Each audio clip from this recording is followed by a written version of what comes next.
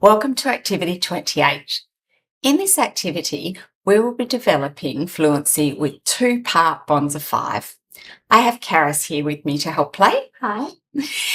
In this game, we each need a transparent counter. Now, Karis, they have to be transparent because if you land on a space, I also can land on that space, so I need to be able to see what's underneath. It also helps the teacher when they walk around to check that students are making the correct bonds. So we'll put our counters on start, and the aim is to be the first person to get to the finish line. Now, there's something important you need to know about this game. When you spin, you don't move that many spaces. This game is about building bonds of 10. So if you spin a 6, you have to stop and think what joins with 6 to build 10. And that would be 4. Oh, yeah. So you now need to look for the nearest 4. Can you have a look and move your counter to the forwards to the nearest space that represents 4? Yeah, well done. So we're not even moving 4 spaces. We're scanning or sabotaging to look for different representations. But we have to keep in mind what builds to make 10. Ah, yay. Karis, you're on the left and you're the blue player, so you get to spin first. Okay.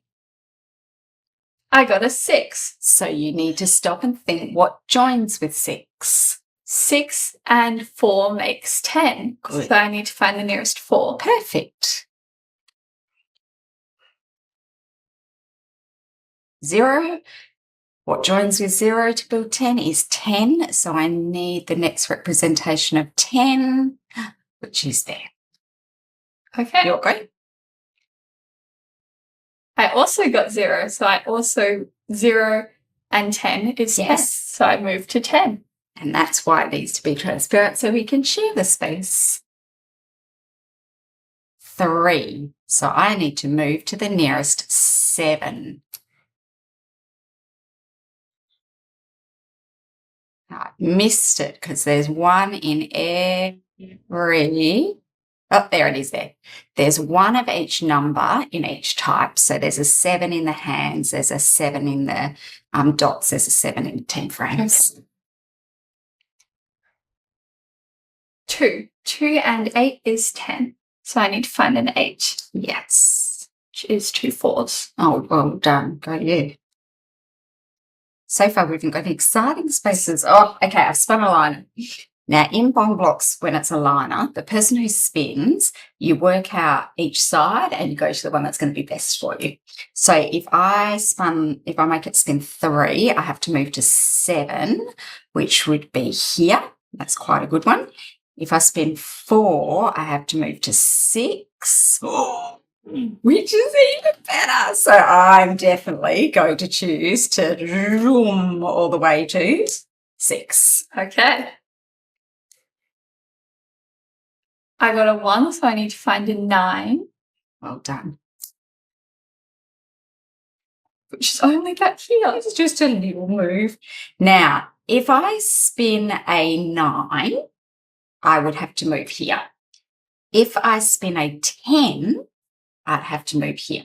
If I spin any other number, like say a 3, what joins with 3? 7. Then I get to move straight. There's my nearest 7 there. So let's see how I go. 9. Oh, no. Karis, Still got a you chance. might win.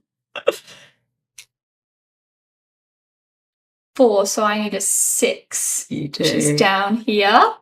Okay, well, it's pretty tight. So I don't want to spin 10 because I'll end up there. I want to end up here. Sorry, sweetie. So I get to move to I spun 8, so I get to move to the nearest 2, which is just there. Good game. Thanks for joining us and have fun building your bonds of 10.